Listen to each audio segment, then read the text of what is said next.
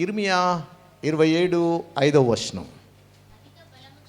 అధిక బలము చేతను చాచిన బాహువు చేతను భూమి మీద నున్న నరులను జంతువులను ఎవరికి ఇచ్చుట న్యాయమని నాకు తోస్తూ ఉందో వానికే నేను ఇచ్చుచున్నాను. చూడండి, ఎంత పెద్ద రాజ్యమును ఏలుబడి చేస్తున్న రాజైనా కానీ ఒక మానవుడే అన్న విషయాన్ని గుర్తుపెట్టుకోవాలి.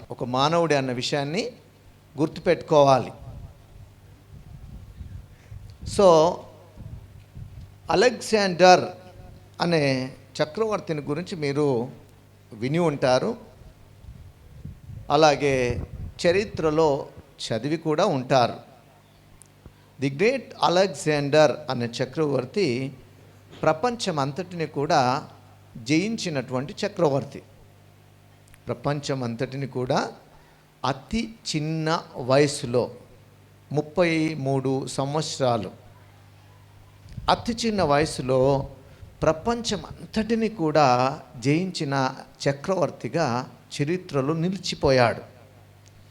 అలాంటి చక్రవర్తి మన భారతదేశం నుండి వెనుదిరిగి వెళ్ళిపోతూ ఉన్న ఆ సమయంలో, తన దండయాత్రను ముగించుకొని వెళ్ళిపోతున్న సమయంలో మార్గ మధ్యంలో ఆయనకు భయంకరమైన వ్యాధి అనేది సోకింది.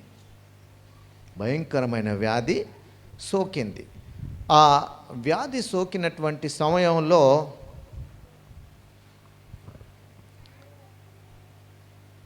ఆయనకి బ్రతకాలి అన్నటువంటి ఆశ ఉంది. చెప్పండి, ఒక చక్రవర్తిగా అంతటిని కూడా సంపాదించిన తనకి బ్రతకాలనే ఆశ ఉండదా? ఉంటుంది. కాబట్టి బ్రతకాలి అనే ఆశ ఉంటుంది. కానీ ఆయనను బ్రతికించడానికి ప్రయత్నం చేస్తున్న ఏ ప్రయత్నం కూడా ఫలించడం లేదు. అలా ఫలించకుండా ఉన్న ఆ సమయంలో సైన్యాధిపతి అయినటువంటి సెల్యూకస్ అనేటటువంటి ఆయన్ని పిలిచి, సెల్యూకస్, ఈ సమయము నేను చాలా అనారోగ్యంతో ఉన్నాను.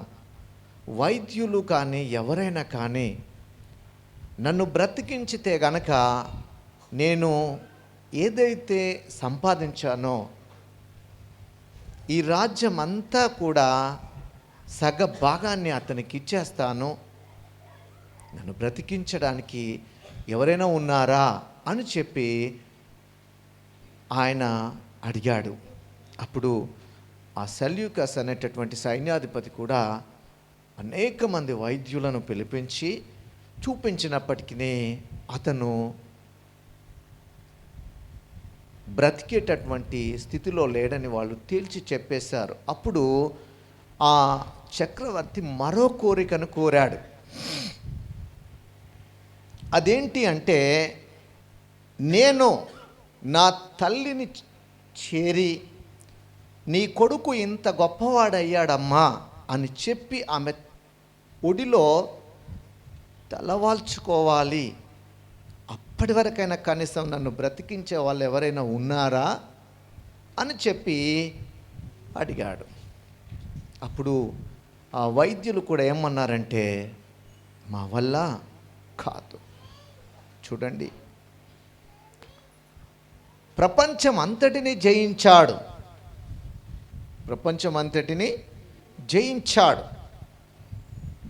మరి ఆ జయించినటువంటి చక్రవర్తి సమస్తము ఇస్తాను అని చెప్పిన బ్రతికించేటటువంటి స్థితిలో ఈ లోకంలో ఉన్న ఎవ్వరూ కూడా లేరు.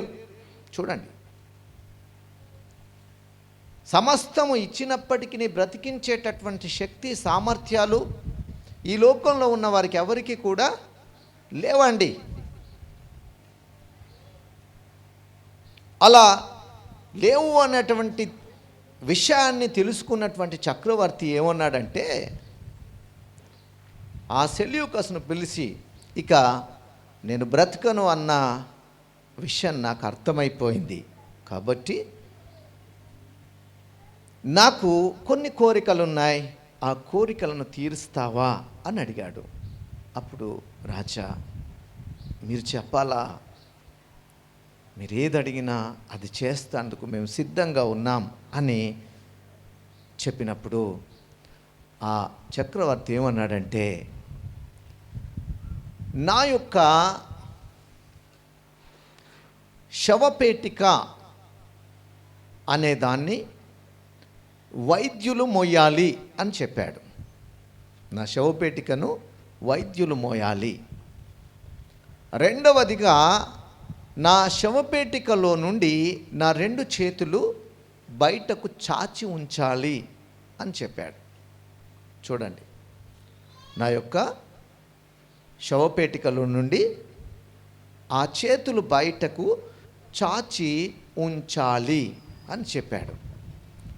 ఇదంతా కూడా వాళ్ళకు విచిత్రంగా అనిపించింది. మరి మూడవ కోరిక ఏంటి అన్నప్పుడు, నేను ఏదైతే ఊరేగింపుగా నన్ను తీసుకెళ్తున్నారో నేను సంపాదించిన బంగారమును వీధుల పొంట చల్లుతూ తీసుకెళ్ళండి అన్నాడు. చూడండి, ఈ 3 కోరికలు కోరినప్పుడు వాళ్ళకేమీ అర్థం కాలేదు. రాజా, ఏంటిది అని అడిగినప్పుడు ఆయన ఏం చెప్పాడంటే, ది గ్రేట్ అలెగ్జాండర్ అనే చక్రవర్తి ప్రపంచమంతటిని సంపాదించాడు, కానీ ఆయన ప్రాణాన్ని కాపాడే శక్తి ఎవ్వరికి కూడా లేదు. అంటే ఆ డాక్టర్లు మోస్తున్నారంటే అర్థం ఏంటి? వాళ్ళు కాపాడలేరు, నిస్సహాయులు అని చెప్పి తెలుసుకోవాలి. రెండవదిగా, ఆ చేతులు బయట పెట్టి తీసుకెళ్ళమని చెప్పాడు. అప్పుడు ఈ చేతులు ఏంటి బయట పెట్టడం అన్నప్పుడు, ఈ లోకానికి నేను వట్టి చేతులతో వచ్చాను, వట్టి చేతులతోనే వెళ్ళిపోతున్నాను.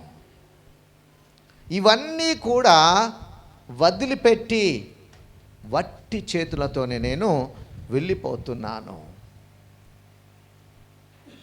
మరి ఆ సంపాదించినవన్నీ కూడా చూడండి, బంగారం రక్షించేది కాదు, విలువైన ఆభరణాలు రక్షించేవి కాదు, ఇవన్నీ కూడా పారవేసి వెళ్ళిపోవాల్సిందే అని నా ప్రజలంతా కూడా తెలుసుకోవాలని నా కోరిక అని చెప్పి కన్నుమూశాడు. ప్రియ దేవుని బిడ్డలారా, ఈ లోకంలో ఏ మనుష్యుడైనా సరే, ఎంత గొప్ప గనుడైనా సరే, దేవుని యొక్క వాక్యం ఏం సెలవిస్తుందంటే, వారు నశించు మృగములను పోలి ఉన్నారు. ఎంత గొప్ప మనుషుడైనా, ఎంత గనుడైనా వారు నశించిపోయే మృగములను పోలి ఉన్నారు. ఎస్, ఈ అధికారాలు, ఈ ఆడంబరాలు, ఈ లోకంలో ఉన్నవన్నీ కూడా దేవుడు అనుగ్రహిస్తే అనుగ్రహించబడేవి. అది ఎవరైనా కావచ్చు, లోకంలో ఉన్న మనుషులలో ఎవరైనా కావచ్చు. అట్లాంటి అధికారాన్ని దేవుడు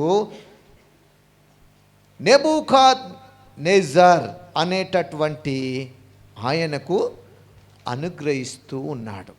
చూడండి, ఆయన వశంలో మనుష్యులను, జంతువులను, ప్రతి ఒక్కదాన్ని ఆయన వశంలో ఉండేటట్టుగా చేస్తున్నాడు. మరి అలాంటి ఆయన జీవితంలో ఎదురైన ఓ అద్భుతమైన సంఘటనను గురించి మనం పోయిన వారంలో కూడా కాస్త చూసాం. అంత గొప్ప చక్రవర్తి, అంత గొప్ప బలము, శక్తి కలిగినటువంటి వాడు, అంత గొప్ప బలవంతుడైనటువంటి ఆయనకు ఓ కళ పడింది. ఆ కళ ఆయన్ని ఏం చేసిందంటే కలవరపెట్టింది. ఆ కళ ఏం చేసింది? కలవరపెట్టింది, భయపెట్టింది.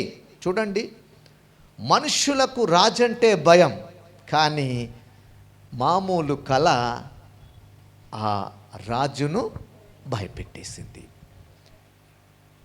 ఆ భయపెట్టినటువంటి కళను కల భావాన్ని తెలియచేయాలని తన సంస్థానములో ఉన్న జ్ఞానులను, మాంత్రికులను, గారడి విద్య గల వాళ్ళను, ఏలోక సంబంధమైనటువంటి చాలా గొప్ప శాస్త్రవేత్తలను అందరినీ పిలిచాడు.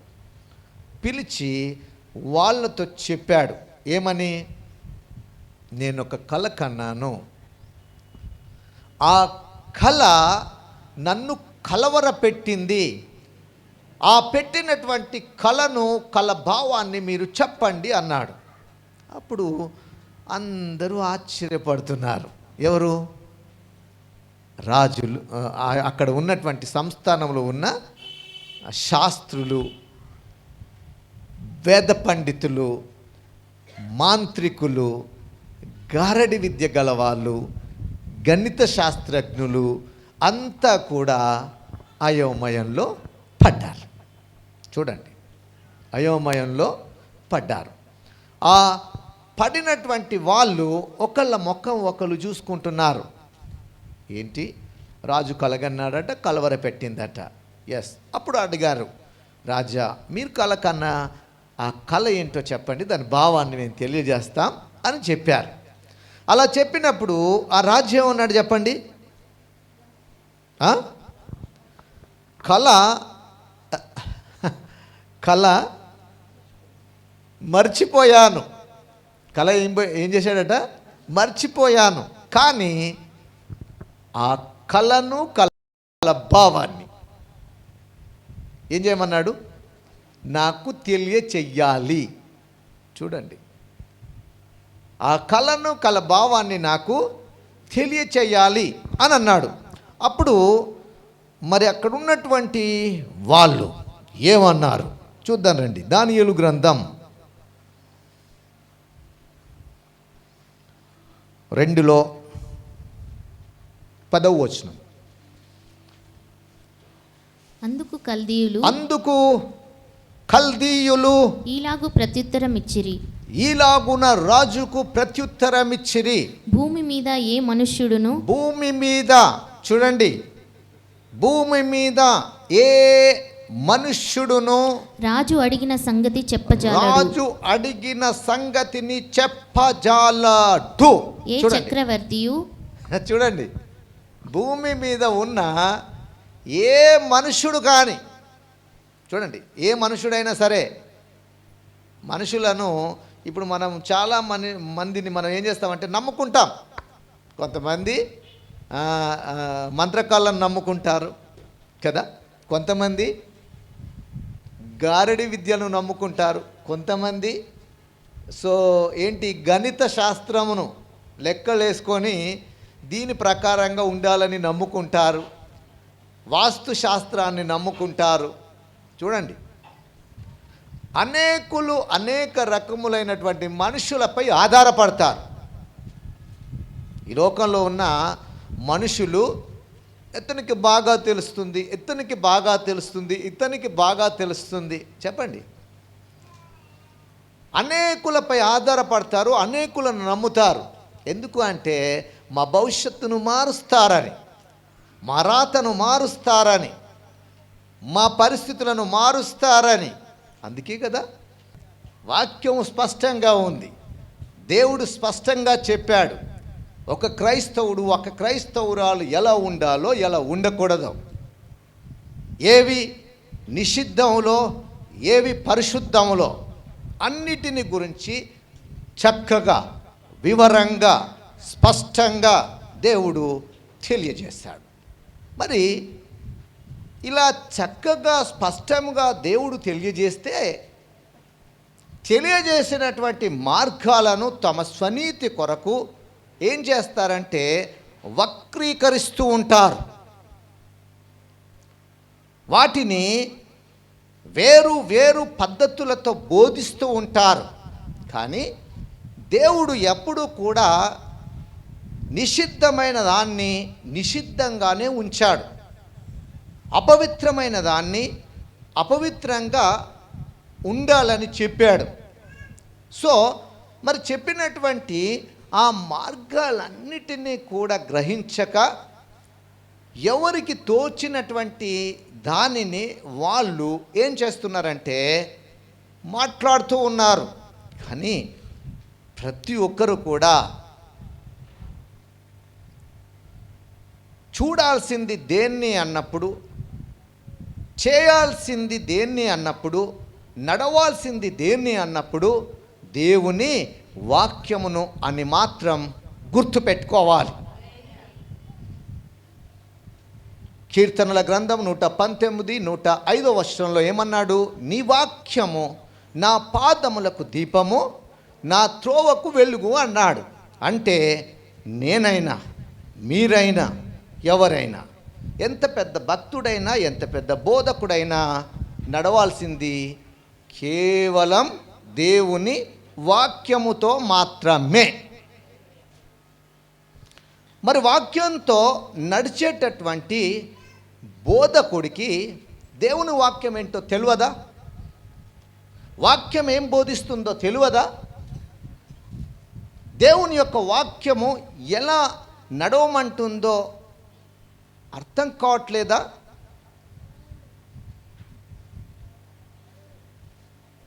సో సంఘానికి డిజైన్ ఎఫెసీ పత్రిక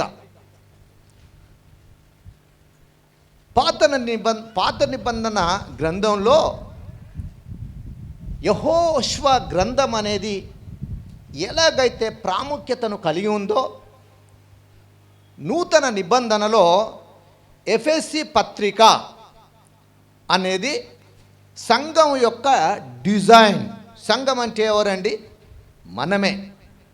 చెప్పండి, సంఘం అంటే ఎవరు? నువ్వు, నేను. బాగా గుర్తుపెట్టుకోండి. సంఘం అంటే ఎవరు? రక్షించబడిన, రక్షణ పొందిన ప్రతి ఒక్క క్రైస్తవుడు, ప్రతి ఒక్క క్రైస్తవురాలు అందరూ కూడా సంఘమే.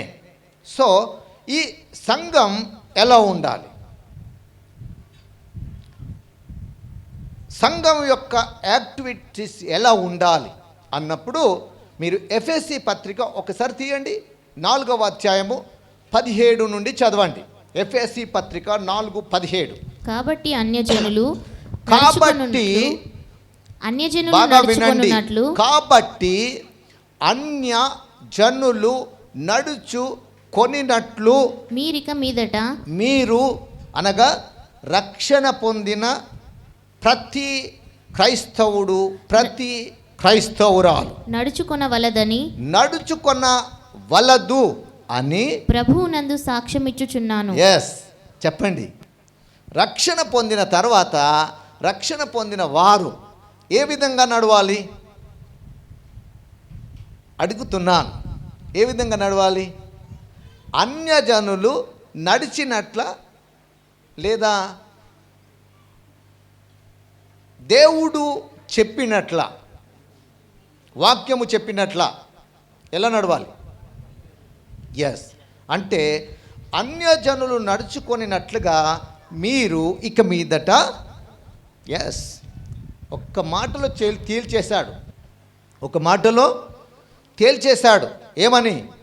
అన్యజనులు నడిచినట్లు, అన్యజనుల యొక్క పద్ధతులు మీరు అనుసరించకండి. ఫినిష్. ఇంకో మాట లేనే లేదు. అన్యజనులు నడిచినటువంటి ఆ మార్గంలో నడవకూడదని వాక్యం స్పష్టంగా తెలియజేస్తుంది. ఇంకా మీరు చదువుతూ ఉంటే అక్కడ అనేకమైన అద్భుతమైన విషయాలు ఉన్నాయి. చదవండి. వారైతే అంధకారమైన మనస్సు కలిగిన వారై తమ హృదయ కాఠిన్యము వలన, తమ హృదయములో ఉన్న కాఠిన్యము వలన, తమలోనున్న అజ్ఞానము చేత. చూడండి, వాళ్ళలో ఏముంది? అజ్ఞానం ఉంది. వాళ్ళలో ఉన్నటువంటిది అజ్ఞానం. సో అజ్ఞానము వలన, దేవుని వలన కలుగు జీవములో నుండి వేరుపరచబడిన వారై తమ మనస్సునకు కలిగిన వ్యర్థతను అనుసరించి నడుచుకొనుచున్నారు. వ్యర్థమైన దానిని అనుసరిస్తున్నారని, జీవం అనేటటువంటి కృపా వరములో నుండి వారు తొలగిపోయి ఉన్నారని, మరి దేవుని యొక్క వాక్యం సెలవిస్తుంది కదా. చెప్పండి. అన్యజనులు నడుచుకునేటట్లు మీరిక మీదట నడుచుకొనకూడదు. సో ఇప్పుడు అన్యజనుల యొక్క పద్ధతులు ఇవన్నీ కూడా దేవుడు ఏం చేశాడు?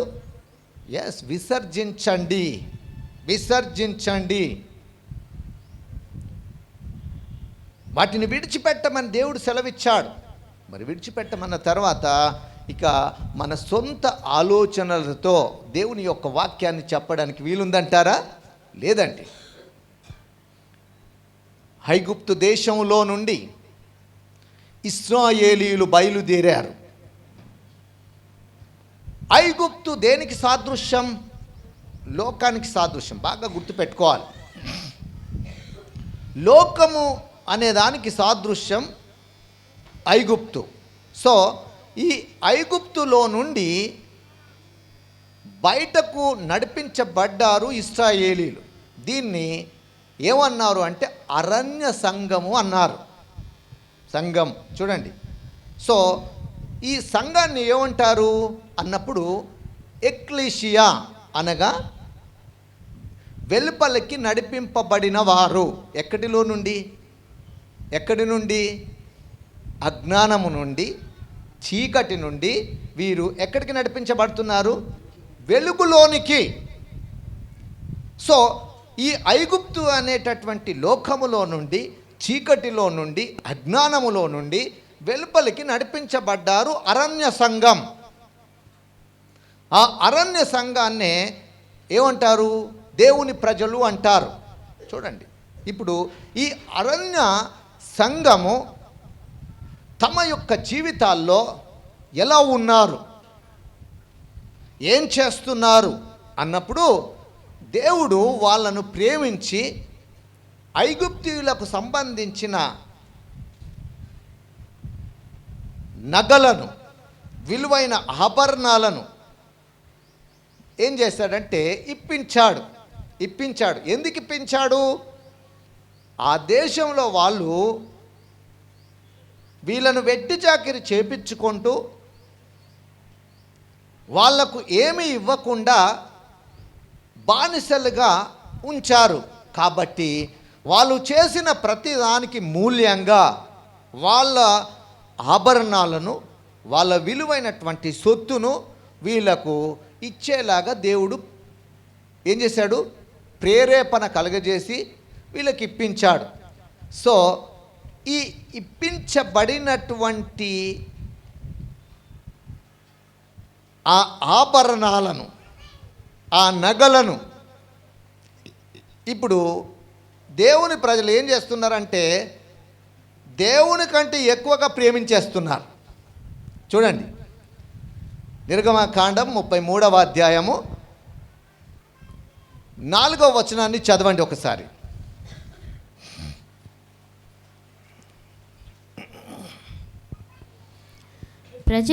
ఈ ప్రజలు ఆ దుర్వార్తను విని దుఃఖించిరి. ఏంటా దుర్వార్త? ఎవరినైనా చంపారనా? లేకపోతే మీరు ముందు వెళ్తే ప్రమాదం ఉందనా? ఏంటా దుర్వార్త? చూడండి, ఆ దుర్వార్త ఏంటో మీకు ముందు చదివితే అర్థమవుతుంది. ఎవడును ఆభరణములను ధరించుకొనలేదు కాగా అర్థమైందా? ఎవడును ఆభరణములను ధరించుకొనలేదు. ఎందుకు ధరించుకొనలేదు? చదవండి.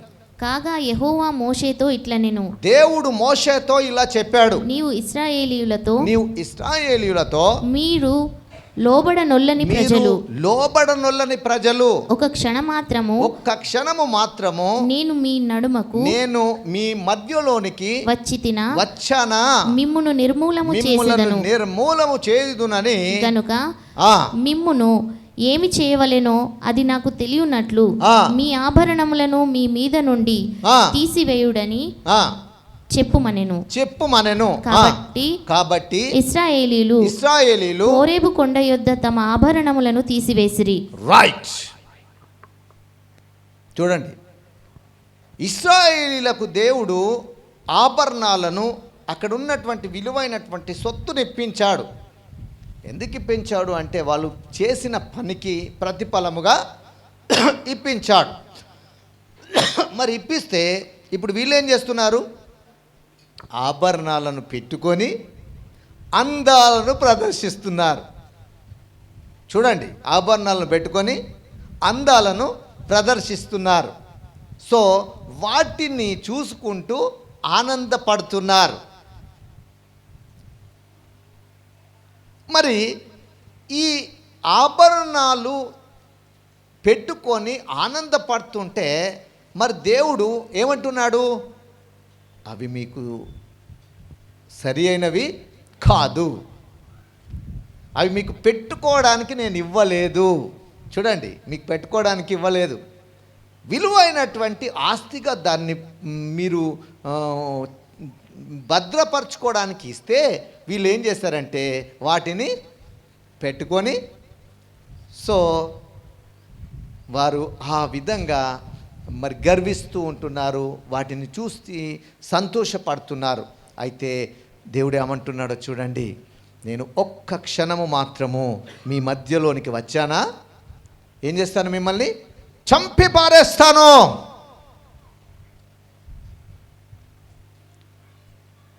ఈ మాట చెప్పగానే వాళ్ళు ఏమన్నారు? ఏడవడం.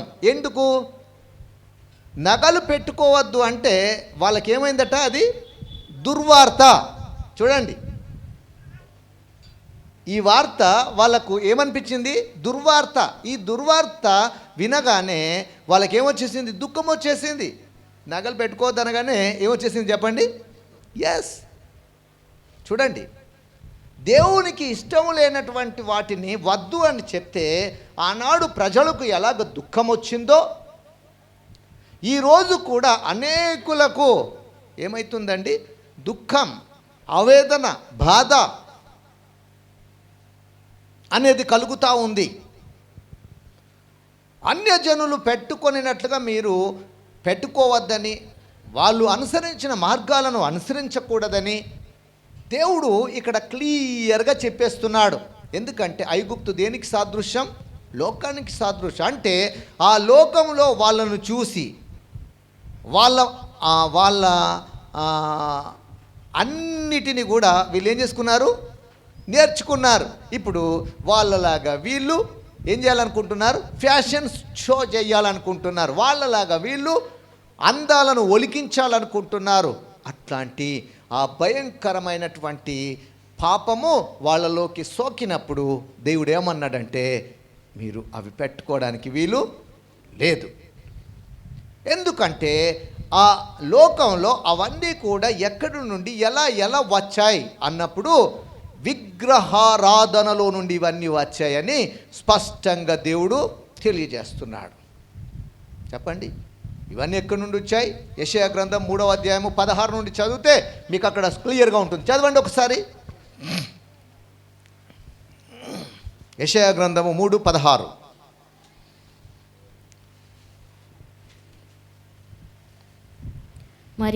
మరియు యెహోవా సెలవిచ్చినదేమనగా, యెహోవా సెలవిచ్చినది ఏంటంటే సియోను కుమార్తెలు అంటే సంఘములో ఉన్నవారు గర్విష్ఠురాండ్రై మెడచాచి నడుచుచు ఓరచూపులు చూచుచు కులుకుతో నడుచుచు తమ కాళ్ళ గజ్జెలను మ్రోగించుచున్నారు. కాబట్టి ప్రభు సియోను కుమార్తెల నడినెత్తిని బోడి చేయును. యెహోవా వారి మానమును బయలుపరచును. ఆ దినము యెహోవా గల్లుగల్లుమను కాళ్ళ గజ్జెలు వారి పాదములకు పెట్టినటువంటి భూషణములను సూర్యబింబ భూషణములను చంద్రవంకలను భూషణములను కర్ణభూషణములను కడియములను నాణెమైన ముసుగులను కుల్లాయిలను కాళ్ళ గొలుసులను ఒడ్డానములను పరిమళ ద్రవ్యపు బరిణెలను. పరిమళ ద్రవ్యపు బరిణెలు అంటే ఏంటి చెప్పండి? ఏంటి? సెంట్లు, అలాగే బొట్లు. అర్థమైందా? ఆ బర్నెల్లో ఏముంటాయి? ఈ ఒక ఇట్లా ఇంతకుముందు బర్నెలు పెట్టి అందులో బొట్టు పెట్టుకుంటుండ్రి. సో పరిమళ ద్రవ్యపు బరినెలు అంటే పరిమళము, అందులో ఉంటే అత్తరు, అలాగే ఇంకేంటి ద్రవ్యపు బరినెలను, బరినెలను, రక్షారేకులను, ఉంగరములను, ముక్కు కమ్ములను, ఉత్సవ వస్త్రములను, ఉత్తరీయములను, పైటలను, సంచులను, చేతి అద్దాలను, సన్నపు నారతో చేసిన ముసుగులను, పాగాలను, శాలువలను తీసివేయును. అప్పుడు పరిమళ ద్రవ్యమునకు ప్రతిగా మురుగుడును, నడికట్టుకు ప్రతిగా త్రాడును, అల్లిన జడకు ప్రతిగా బోడి తలయు, ప్రశస్తమైన పై వస్త్రమునకు ప్రతిగా గోని పట్టయు, అందమునకు ప్రతిగా వాతయును ఉండును. చూడండి, అంటే ఇవన్నీ కూడా ఎక్కడి నుండి వచ్చాయండి? అన్య జనాంగముల నుండి. సూర్యారాధన, చంద్రారాధన, అట్లాగే ఈ ఒడ్డాలములు దేన్ని? పాములు, పాముల పూజలలో నుండి, నాగదేవత. సో ఇట్లా అనేకమైనటువంటి ఈ పద్ధతులలో నుండి ఇవన్నిటికి వాటికి సూచనగా ఏం చేశారు? ఇప్పుడు వీటన్నిటినీ ఏం చేస్తున్నారు? చెప్పండి, ఏం చేస్తున్నారు? క్రైస్తవులం అంటున్నారు, దేవుని పిల్లలం అంటున్నారు, అన్యజనుల యొక్క అన్నిటినీ తమ జీవితంలోనికి అన్వయిస్తున్నారు.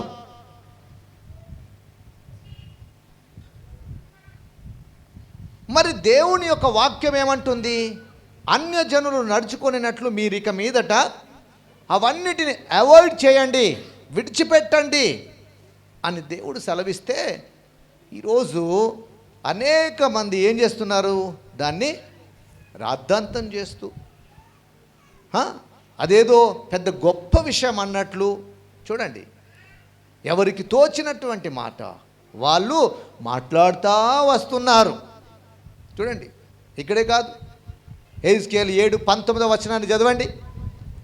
ఎహెజ్కేలు 7:19. తమ వెండిని వీధులలో పారవేయుదురు, తమ బంగారమును నిషిద్ధమని ఎంచుదురు. నిషిద్ధం. చూడండి, ఎప్పుడు? ఉగ్రత దినమున ఇది పనికి వచ్చేది కాదని అప్పుడు నిషిద్ధమని ఎంచుతారట. ఇప్పుడు ఎంచుతున్నారా? అదే కావాలి. అర్థమైందా? ఏ దైవజనుడైతే ఇవన్నిటిని పెట్టుకుంటూ ముస్తాబుతో చేస్తాడో ఆ దైవజనుడు కావాలి. ఇవన్నీ వద్దు, అవి మనవి కాదు అనే దైవజనుడు అక్కరలేదు. చూడండి, సో ఇప్పుడు ఇలాంటి ట్రెండ్ నడుస్తుంది. అంటే మనుషులను సంతోషపెట్టే మార్గాలను ఈరోజు ఏం చేస్తున్నారంటే ఆ మనుషుల కొరకై జీవించేటటువంటి పరిస్థితులను కలుగచేస్తున్నారు. దయచేసి వినండి, దేవుని బిడ్డలు ఎప్పుడూ కూడా ఇట్లాంటి వాటిని ఏం చేయకూడదు. ఎస్, బలహీనతలు ఉన్నాయేమో, కానీ ఇదే నిజము, ఇలాగే ఉండాలనేది మాత్రము కాదు. అది దేవుని యొక్క చిత్తము కాదు, దేవునికి ఇష్టమైన పని కాదు. చూడండి, ఇక్కడ ఏమంటున్నాడు? ఇది నిషిద్ధము. ఎంచుదురు. యెహోవా ఉగ్రత దినమందు వారి వెండియే కాని బంగారమే కాని వారిని తప్పించజాలదు. అది వారి దోషక్రియలు, వారి పాపమును విడవకుండా, ఆ పాపమును విడవకుండా అభ్యంతరమాయెను, వారికి అభ్యంతరముగా. చూడండి, ఈరోజు ఎవరెవరైతే ఈ బంగారమును గురించి, వెండిని గురించి, అలాగే అలంకరణతో కూడిన బొట్టుని గురించి, ఇవన్నీ కూడా తమకిష్టమైనట్లుగా తమకు అనుకూలంగా మలుచుకొని చేస్తున్నారో, ఇవన్నీ ఉగ్రత దినమున ఏమైతాయట? ఉరిగా మారుతాయంట.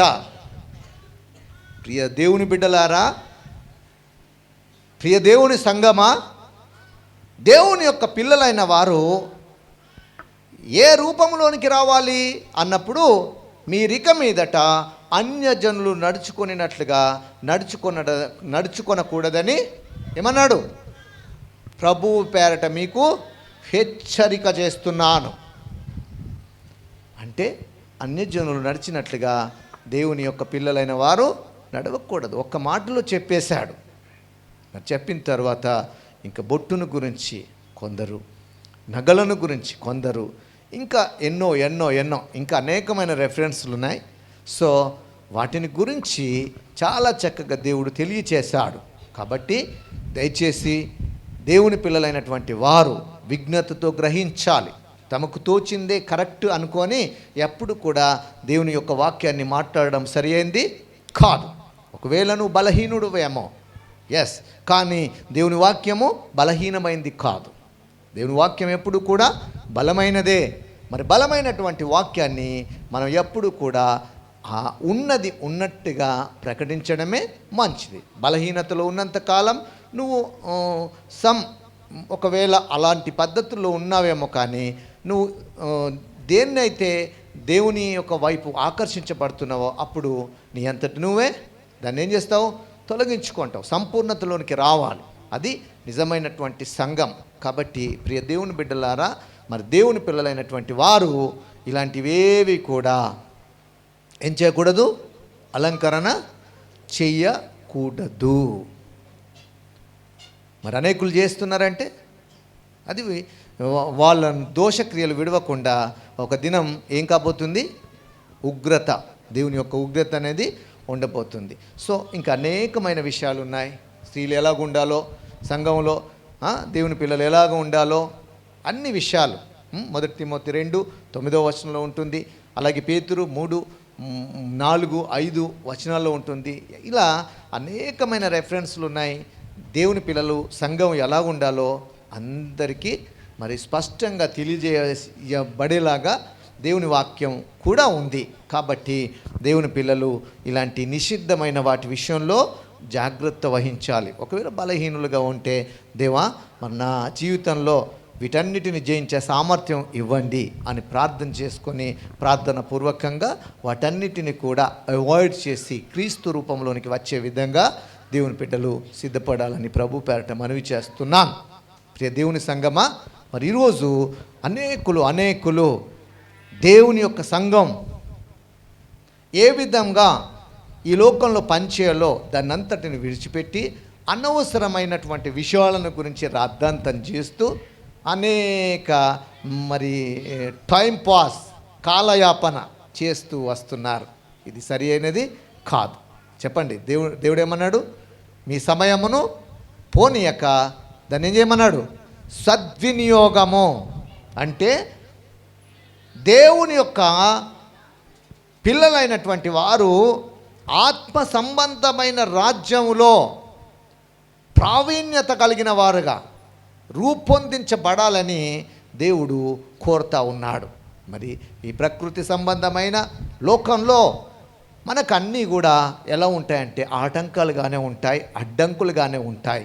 సో అలాంటి ఆటంకాలను, అడ్డంకులను అధిగమించేటటువంటి శక్తి దేవుని పిల్లలైన వారందరి కొరకు మరి ఈ లోకంలో పెట్టాడు. ఈ లోకంలో ఆ అద్భుతమైన శక్తిని పెట్టాడు. మరి ఆ శక్తిని మనం పొందుకోవాలంటే మనం ఏం చేయాలి? దేవుని యొక్క వాక్యానుసారముగా నడిపించబడుతూ ఉండాలి. అప్పుడు లోకంలో మనకు ఎదురయ్యే సమస్యలను, లోకంలో మనకు ఎదురయ్యే ప్రతిఘటనలను అన్నిటిని కూడా సమర్థవంతంగా ఎదుర్కోగలుగుతాం. అలాగే ఆ సమస్యల మధ్యలో మనం దేవుని యొక్క మహిమను చూపించగలుగుతాం. చూడండి, నెబుకద్నెజర్ అనే చక్రవర్తి కలకన్నాడు, కల మర్చిపోయాడు. మర్చిపోయిన తర్వాత ఆ కళ యొక్క భావాన్ని చెప్పాలని, ఒకవేళ చెప్పని ఎడల మీ తలలు పెంట కుప్పలుగా మారతాయని హెచ్చరించాడు. సో ఆ సమయంలో మరి అక్కడున్నటువంటి వాళ్ళు ఏం సమాధానం ఇచ్చారు? ఇప్పుడు చదవండి. ఇక 2:10 దానియేలు 2:10 అందుకు కల్దీయులు ఈలాగు ప్రత్యుత్తరమిచ్చి భూమి మీద ఏ మనుష్యుడును రాజు అడిగిన సంగతిని చెప్పజాలడు. ఏ చక్రవర్తియు అధికారియు శకునగాండ్రును యొద్దను గారడి విద్య గలగిన వారి యొద్దను కల్దీయుల యొద్దను ఇట్టి సంగతి విచారింపలేదు. రాజు విచారించిన సంగతి బహు అసాధారణమైనది.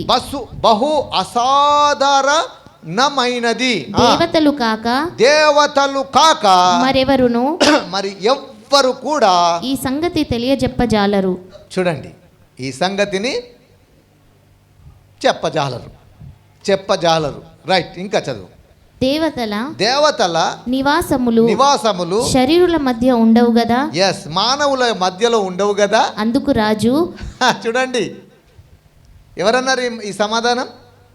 లోకములో ఉన్న గనులు, జ్ఞానులు, మాంత్రికులు, శకునగాండ్రు, సైంటిస్టులు, గణిత శాస్త్రజ్ఞులు, వాస్తు శాస్త్రజ్ఞులు అందరూ తేల్చి చెప్పారు. ఏమని? ఇది అసాధారణమైన సమస్య, దీన్ని తేల్చి చెప్పడం భూమి మీద ఉన్న ఏ మనుష్యుడికి సాధ్యము కాదు. బాగా వినండి, భూమి మీద ఉన్న ఏ మనుషునికి సాధ్యం కాదు అని చెప్పినటువంటి వాళ్ళు ఎవరండి? సామాన్యుల కాదో, సైంటిస్టులు, గారడి విద్య గల వాళ్ళు, మాంత్రికులు, శకునగాండ్రు, అన్ని రకాలైనటువంటి జ్ఞానము కలిగినటువంటి వాళ్ళు ఈ విషయాన్ని రాజుకు తెలియజేస్తారు. కానీ చాలామంది ఏం చేస్తారు చెప్పండి? మనుషుల మీద, ఇలాంటి వాళ్ళ మీద ఆధారపడి జీవిస్తూ ఉంటారు. ప్రియ సంగమా, దేవుని పిల్లలారా, ఇలాంటి లోక జ్ఞానముపై ఆధారపడకుండా చూడండి, మనలను దేవుని పైన, వాక్యం పైన ఆధారపడేటటువంటి రీతిగా సిద్ధపరచుట కొరకు దేవుడు తన ఆత్మ ద్వారా అనేకమైన విషయాలను మనతో మాట్లాడుతున్నాడు. మనుషులు ఎప్పుడూ కూడా మనుషుల మీద ఆధారపడుతూ ఉంటారు. మరి ఆధారపడ్డాడు చక్రవర్తి. మరి చక్రవర్తికి ఇప్పుడు ఏమి ఎదురైంది చెప్పండి? సంతోషమా, నిరాశనా? నిరాశ ఎదురైంది. అయ్యో, వాళ్ళపై ఆధారపడితే, వాళ్ళపై నమ్ముకుంటే ఏం జరిగింది? ఏమి తేల్చేశారు. ఏమని? రాజా, ఇది అసాధారణమైనది, ఇది ఎవ్వరు కూడా తేల్చి చెప్పరు. దేవతల ఆత్మలు కనుక ఉంటే తేల్చి చెప్తారు, కానీ దేవతల ఆత్మలు భూలోకంలో ఉండవు కదా అని చెప్పారు. చూడండి, మరి ఇలాంటి పరిస్థితి ఎదురైనటువంటి సందర్భంలో అక్కడే ఉన్నాడు ఎవరు? దానియేలుకు కూడా ఈ విషయం ఏమైంది? తెలిసింది. తెలియగానే దానియేలు ఏం చేశాడు? ఈ విషయాన్ని తెలియజెప్పినటువంటి రాజు యొక్క అంతరంగికుడైనటువంటి ఆయన దగ్గర ఏం చేశాడంటే, కాస్త నాకు సమయము ఇప్పించండి అని చెప్పి సమయాన్ని తీసుకొని ఇంటికి వెళ్ళాడు.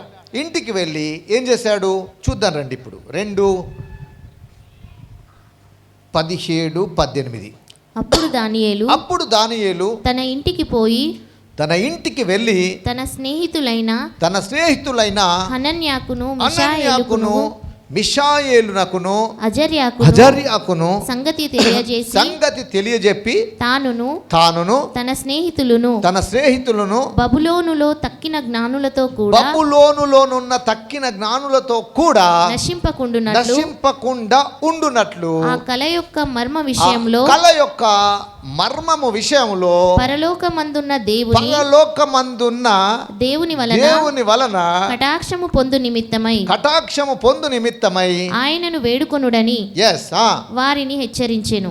చూడండి, ఇప్పుడు దేవుని పిల్లలైనటువంటి వారు ఇక్కడ ఉన్నారు. వీళ్ళు ఏం చేశారు? ఈ వార్త విన్న తర్వాత లోకంలో అసాధారణమైంది, లోకంలో ఎవరు తేల్చి చెప్పండి అని తెలుసుకున్న తర్వాత ఈ యొక్క దానియేలు తన ఇంటికి వెళ్ళి తన స్నేహితులైన ముగ్గురు, ఎవరు వాళ్ళు? షద్రక్, మేషక్, అబేద్నెగో, ఈ ముగ్గురితో కలిసి ఈ విషయాన్ని చెప్పి ఏమన్నాడు? మనము నలుగురము కలిసి ఏం చేద్దామన్నాడు? ప్రార్థన. మనము నలుగురము కలిసి ఏం చేద్దాము? ప్రార్థన చేద్దాం. చూడండి, లోకంలో ఉన్న వాళ్ళందరూ ఏం చేస్తారు? లోకంలో ఉన్నపై ఆధారపడి చివరికి ఏమవుతారంటే నిరాశకు లోనై ఏమైపోతారు? నశించిపోతారు. ఆ నిరాశతో అనేకులు ఆత్మహత్యలు చేసుకుంటారు, అనేకులు భీతితో ప్రాణాలు వదిలిపెడతారు. కానీ అక్కడ ఉన్న ఆ సమస్యను గురించి విన్నటువంటి ఆత్మీయుడైనటువంటి దానియేలు నిరాశపడ్డా? భయపడ్డా? భయపల్లా. ఏం చేశాడు? తమకు ఆశ్రయ దుర్గమైనటువంటి మహోన్నతుడైన దేవునిని కలిగి ఉన్నామన్న ఒక విశ్వాసమును కలిగిన తన స్నేహితుల దగ్గరకు వచ్చి ఏం చేశాడు? ఈ విషయాన్ని గురించి మన తండ్రి దగ్గర మొరపెడదాం పదండి అని చెప్పి వారికి ఏం చేశాడు? అదంతా కూడా తెలియజేశాడు. చూడండి, దేవుని యొక్క వాక్యం కూడా మనకు వచ్చేటువంటి సమస్యలను గురించి ఏం చెప్తుందో తెలుసా? చదవండి ఒకసారి మత్తయి సువార్త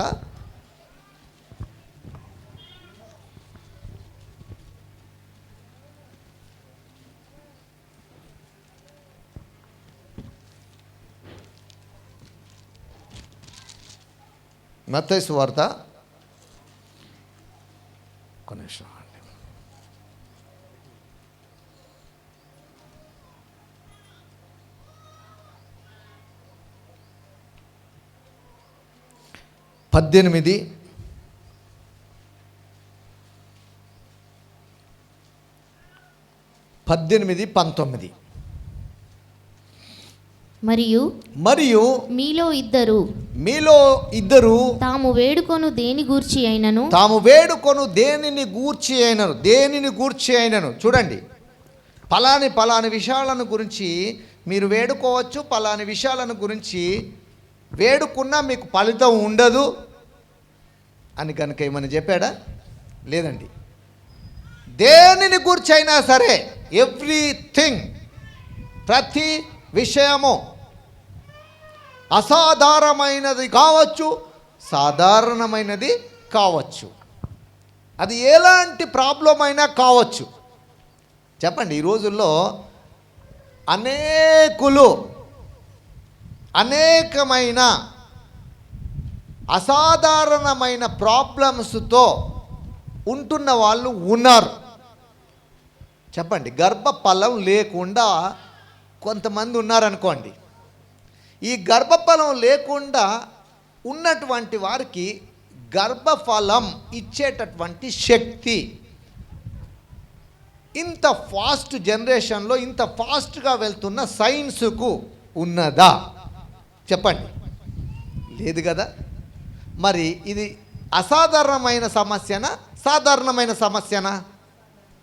ఎగ్జాక్ట్లీ అసాధారణమైనదే.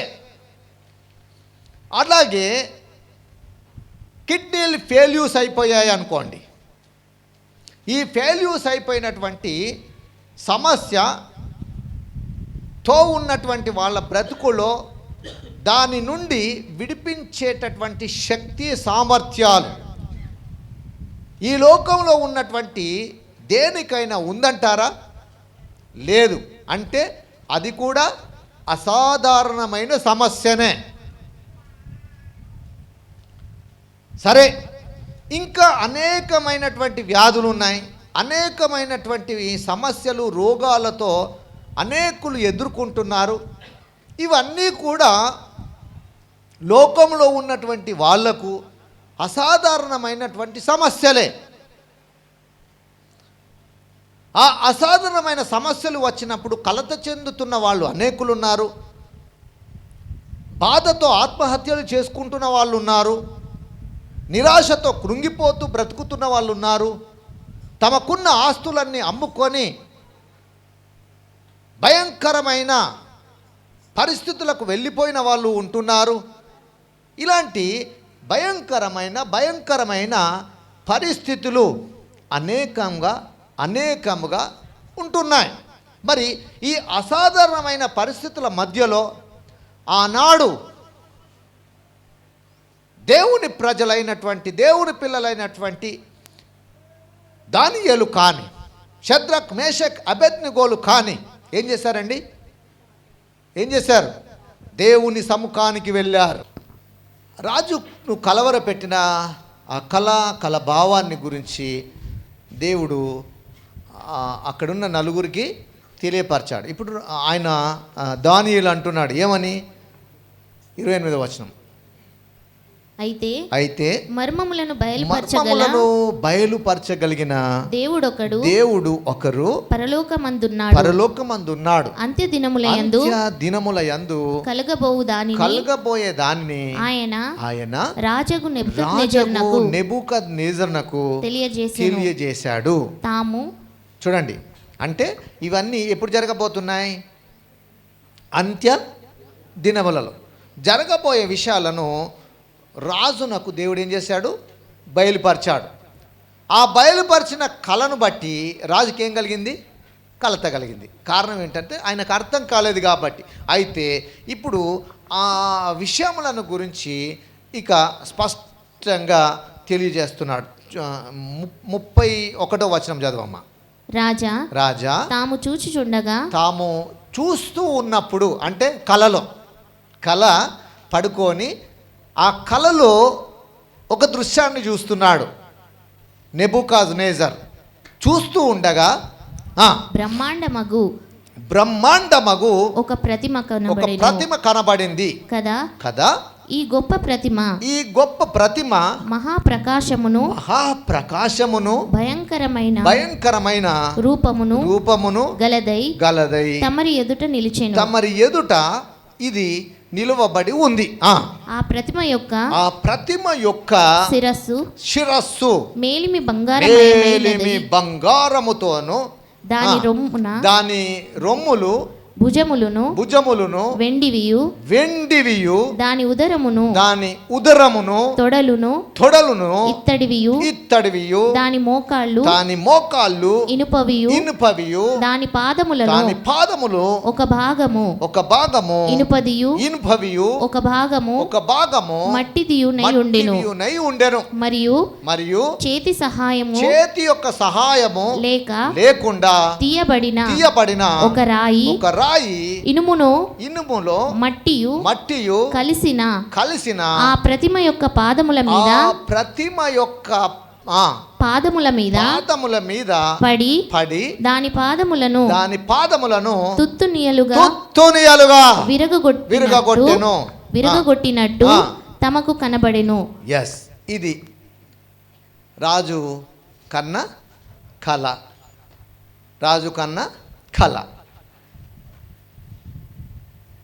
ఈ కళ రాజును ఏం చేసింది? కలవర పట్టింది. సో ఈ కలవర పెట్టినటువంటి భావాన్ని ఇక ఆ వచనాల గుండా ఏం చేస్తాడంటే వివరిస్తాడు. అయితే ఈ కళలో 4 భాగాలు ఉన్నాయి. మొదటిది శిరస్సు. ఇది బంగారముతో ఉంది. ఈ బంగారు శిరస్సు దేనికి, ఏ రాజ్యానికి సాదృశ్యం అంటే బబులోను రాజ్యానికి సాదృశ్యం. అంటే ప్రస్తుతం ఏలుబడి చేస్తున్న నెబూకద్నెజరు పరిపాలనకు సాదృశ్యంగా ఈ బంగారముతో కూడిన శిరస్సును గురించి చూపించాడు. ఈ బంగారంను గురించిన శిరస్సును గురించి చూపించాడు. ఆ తరువాత మనము ఆ ప్రతిమలో రొమ్ములు, భుజములు, ఈ రొమ్ములు భుజములు దేంతో ఉన్నాయి? వెండి. చూడండి, వెండితో ఉన్నాయి. ఇది పారసీక మాదీయ ప్రభుత్వాన్ని చూపిస్తుంది. మాదీయులన్న పారసీకులన్న ఒకటే. సో ఈ పారసీకులు, మాదీయులు చూడండి, నెబూకద్నెజర్ తర్వాత ఎవరు రాబోతున్నారు ఈ రాజ్యాన్ని పరిపాలించడానికి? మాదీయులు, పారసీకులు ఇదంతా కూడా ఏలుబడి చేయబోతున్నారు. వాళ్ళు ఎవరు అంటే రొమ్ములు, భుజములు. ఆ తర్వాత ఉదరం, తొడలు. ఇవి దేంతో ఉన్నాయి? ఇత్తడితో. ఈ ఇత్తడితో ఉన్నటువంటి తొడలు, ఉదరం, ఇవి దేనికి సాదృశ్యం అంటే గ్రీకు. అంటే ఆ తర్వాత ఎవరు రాబోతున్నారు? గ్రీకులు. ఆ గ్రీకులు అనగా ఎవరు? అలెగ్జాండర్, ది గ్రేట్ అలెగ్జాండర్ గురించి ఇక్కడ రాయబడింది. ఎప్పుడు రాయబడింది? అలెగ్జాండర్ రాకముందే ఈ గ్రంథంలో అలెగ్జాండర్ గురించి రాయబడింది. అప్పటికి అలెగ్జాండర్ పుట్టాడా? పుట్టలేదు. పుట్టకపోయినా ముందే అలెగ్జాండర్ గురించి వ్రాయబడినటువంటి గ్రంథం ఇది. అయితే అలెగ్జాండర్ ఆ ఇశ్రాయేలు దేశమును నాశనం చేయడానికి దండెత్తి వచ్చినప్పుడట దీనిని గురించి అక్కడ ఉన్నటువంటి ప్రవక్త చూపించగానే, అమ్మా నిజంగా దేవుడు గొప్పవాడు అని చెప్పి ఆ యెరూషలేమును నాశనం చేయకుండా అక్కడి నుంచి వెళ్ళిపోయాడంట. ప్రియ దేవుని బిడ్డలారా, దేవుని యొక్క వాక్యములో దేవుడు నెబూకద్నెజరుకు చూపిస్తున్నటువంటి ప్రతిమలో 3వ భాగం ఎవరు అంటే ఇత్తడి. ఈ ఇత్తడి దేనికి సాదృశ్యం అంటే 3వ రాజ్యం. ఆ 3వ రాజ్యం ఏది? గ్రీకులు. దృశ్యంగా అలెగ్జాండర్ రాబోతున్నాడని తెలియజేశాడు. తర్వాత మోకాళ్ళు దేంతో ఉన్నాయి? ఇనుముతో. మరి ఆ మోకాళ్ళ తర్వాత ఏమున్నాయంటే పాదములు ఇనుము ప్లస్ మట్టి. చూడండి, ఆ ప్రతిమకున్న 4వ భాగం ఎలా ఉందంటే మోకాళ్ళేమో ఇనుముతో ఉన్నాయి. ఈ పాదాలు, అరిపాదాలు ఉన్నాయి చూడు, ఆ పాదాల యొక్క ఒక పాదమేమో మట్టితో, ఒక పాదమేమో ఇనుముతో. చూడండి, ఇలాంటి కలగన్నాడు. ఇప్పుడు ఈ మోకాళ్ళు ఎవరికి సాదృశ్యం అంటే రోమన్ ప్రభుత్వానికి సాదృశ్యం. చూడండి, ఆ తర్వాత ఎవరు వచ్చారు? రోమీయులు, రోమన్ ప్రభుత్వం. రోమన్ ప్రభుత్వం అన్నప్పుడు సీజర్, జూలియస్ సీజర్. సో వీళ్ళు ప్రభుత్వముగా వచ్చారు. మరి వచ్చిన తర్వాత ఏం జరగబోతుంది?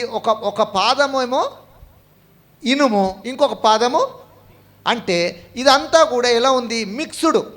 అంటే రోమన్ ప్రభుత్వము తర్వాత ఇదంతా కూడా ఏం కాబోతుంది? ప్రజల పాలన, అంటే ప్రజాస్వామ్యం. అర్థమైందా? సో ఈ ప్రభుత్వాలు ఈ విధముగా మారబోతున్నాయి. మొదట ఎవరు? బబులోన్. అంటే ప్రజెంట్గా నువ్వు బంగారు శిరస్సుగా నువ్వు కనబడుతున్నావు. తర్వాత ఎవరు? మాదీయులు, పారసీకులు, తర్వాత గ్రీకులు, తర్వాత రోమన్స్ రాబోతున్నారు. ఆ తర్వాత అంతా ఏం కాబోతుంది? ప్రజాస్వామ్యం. చూడండి, ఇప్పుడు ఎక్కడ చూసినా ఏముంది చెప్పండి? ప్రజాస్వామ్యం, డెమోక్రసీ. ఓకేనా? ప్రజల పాలన. అంటే ఇప్పుడు ప్రజల పాలనలో ఏమున్నాయి చెప్పండి? ఒక భాగమేమో ఇత్తడి, ఇంకో భాగమేమో మట్టి. అంటే ప్రజలు ప్రతినిధులు. చెప్పండి, ప్రజలచే ఎన్నుకోబడిన ప్రతినిధులు. ఈ విధంగా ఈ లోకంలో జరగబోతుంది అని ఆ ప్రతిమలో దేవుడు ఏం చేస్తాడంటే నెబూకద్నెజర్ చక్రవర్తికి చూపించాడు. అర్థమైందా? ఎస్. సో ఇప్పుడు ప్రజాస్వామ్యము ఎప్పుడు వస్తుంది? చివరికి ఏ రాజ్యంలో ఉన్నాం? ప్రజాస్వామ్యం. అంటే ప్రజల చేత ఎన్నుకోబడిన ప్రతినిధులు పరిపాలిస్తున్న వ్యవస్థలో ఇప్పుడు మనం ఉన్నాం. అంటే దేవుని యొక్క వాక్యంలో చెప్పబడినది చెప్పినట్లుగా నెరవేర్చబడ్డదా లేదా? హల్లెలూయా, హల్లెలూయా.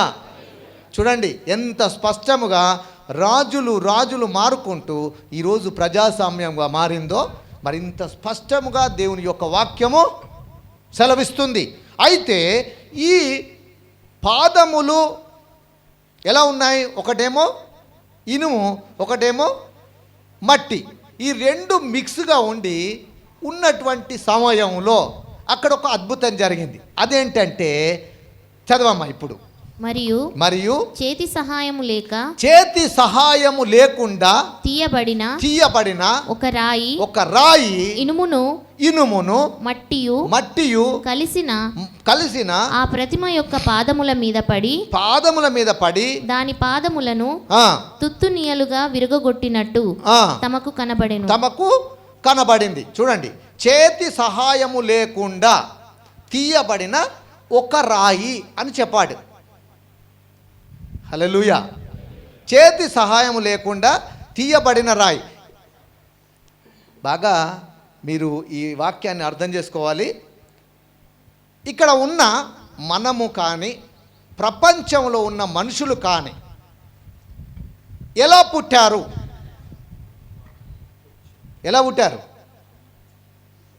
చెప్పండి. మనుష్య సహాయంతో పుట్టారు. అంటే తండ్రి తల్లి ఇద్దరు కలిసినప్పుడు పుట్టినటువంటి వాళ్ళు. ఓకేనా? అంటే ఇప్పుడు పురుషుడు లేకుండా పుట్టినటువంటి వాళ్ళు ఎవరైనా ఉన్నారా? అంటే సహాయముతోనే ప్రతి ఒక్కరు పుట్టారు. కానీ ఇక్కడ ఉన్నటువంటి రాయి ఎలాంటిది? చేతి సహాయము లేకుండా, అంటే పురుషుడు లేకుండా. చూడండి ఏమనుంది దేవుని వాక్యం? కన్యక గర్భవతి అయి ఒక కుమారుని కనును, ఆ కుమారునికి ఇమ్మానుయేలు అను పేరు. అంటే చేతి సహాయము లేకుండా, పురుషుని సహాయము లేకుండా, పురుష ప్రమేయము లేకుండా ఎవరు పుట్టారు? యేసుక్రీస్తు. ఆ క్రీస్తే ఇప్పుడు ఏమై ఉన్నాడంటే బండ. చూడండి ఆ బండను గురించి మనం ఇప్పుడు చూస్తాం. 1 పేతురు 2:6-8 వరకు చదవండి.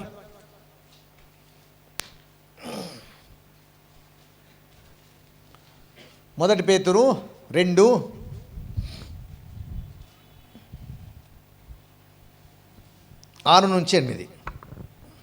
ఇదిగో నేను ముఖ్యమును ఏర్పరచబడినది అమూల్యమునగు మూలరాతిని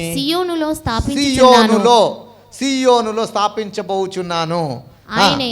ఆయన యందు విశ్వాసముంచువాడు ఏ మాత్రమును సిగ్గుపడడు అనుమాట లేఖనమందు వ్రాయబడి ఉన్నది.